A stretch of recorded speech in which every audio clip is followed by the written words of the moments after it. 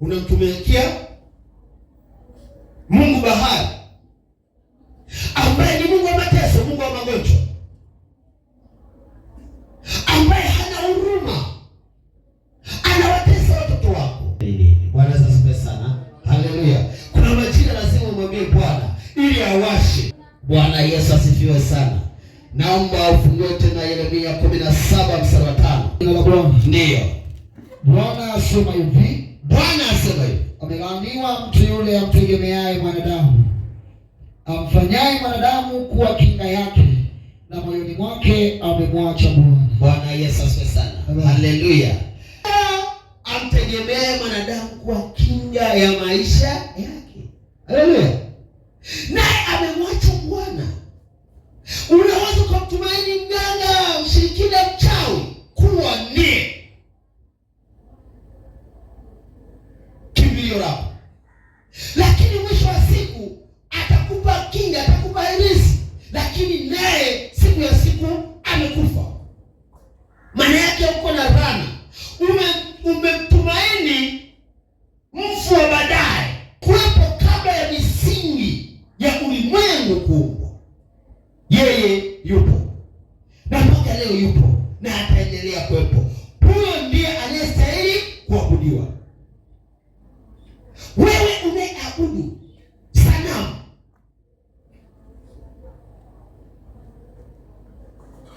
nakupa pole. Bwana Yesu asifiwe sana. Nakupa pole kwa sababu neno la Mungu linajieleza. Amedhaniwa. Ukipewa hilisi ni sanamu, ukipewa kitu chochote ni sanamu. Wanaweza sasa sana. Kwa lazima mwana wa Mungu ujitahidi sana. Jitahidi ili Mungu aweze kuonekania. Katika kipindi ambacho tuko nacho, darasa la Jumapili,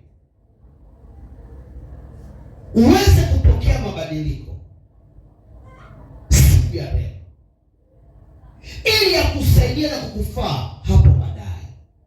Bwana Yesu asifiwe sana. Kwa sababu kumtegemea Mungu kuna faida. Ukimtegemea Kristo utapona. Ukimtegemea Kristo wachawi watakupitia mbali. Haleluya. Amen. Kwa hiyo acha mwana wa Mungu ajitukuze Kristo ndani yako. Bwana Yesu asifiwe sana. Haleluya. Kwa hiyo lazima mwana wa Mungu tuweze kuangalia. Fungua kitabu Mika 4 mstari wa 1. Kwa jina la Bwana. Ndio. Mika sura ya 4 mstari wa 1 inasema, nikasema lakini itakuwa katika siku za mwisho. Itakuwa katika siku za mwisho. Na kwamba mlima wa nyumba ya Bwana ndio utawekwa imara juu ya mlima. Nao utainuliwa juu ya vilima. Ndio. Na watu wa mataifa watauendea makundi makundi. Na mataifa mengi watakwenda na kusema, njoni twende juu ya mlima kwa Bwana. Na nyumbani kwa Mungu wa Yakobo, naye atatufundisha njia zake, nasi tutakwenda katika mapito yake. Kwa maana katika Sayuni itatoka sheria, na neno la Bwana litatoka Yerusalemu. Bwana Yesu asifiwe sana. Haleluya. Kwa sheria. Tunatembea kwa neno la Bwana, sio kwa sheria. Haleluya. Anasema ya kwamba nyumba ya Bwana itaimarishwa. Haleluya. Tena itawekwa katika kilima. Juu ya nini? Ya kilima. Angalia sasa hivi neno la Mungu liko kila kona. Bwana asifiwe sana. Liko kila kona, lakini watu wanashinda kutembea kwenye neno, wanatembea kwenye sheria. Bwana asifiwe sana. Hebu mwana wa Mungu, ni nyakati za mwisho. Neno la Mungu linasema ni nyakati za mwisho. Mtafute Mungu maadamu anapatikana. Kuna majira ambayo utamtafuta hautamwona. Neno la Mungu litatoka Yerusalemu. Haleluya. Lakini sheria itatoka Sayuni. Tulia Yerusalemu. Ndio maana Kristo akamwambia wanafunzi, bakini hapa Yerusalemu mpaka pale nitakapoletea nguvu mpya. Bwana asifiwe sana. Nao walipokwisha kupokea nguvu mpya, walifanya yale Mungu alitamani yafanyike katika kipindi kingine. Bwana asifiwe sana. Kwa hiyo kuna majira ambayo lazima Mungu ajitukuze katika maisha yako.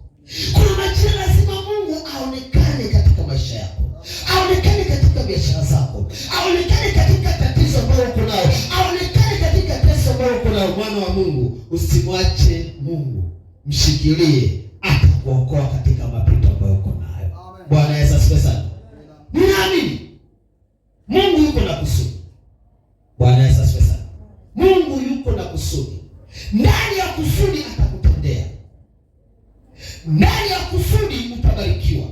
Ndani ya kusudi utainuliwa. Ili uinuliwe, sikia sauti ya Mungu na kutii. Usifanye shingo yako kuwa ngumu. Ukifanya shingo yako kuwa nyepesi, Mungu lazima atakuponya. Maana yake ni kusikia na kutii. Bwana Yesu asifiwe sana. Niseme Mungu awabariki na Mungu awatunze kwa ajili ya muda huu na saa hii.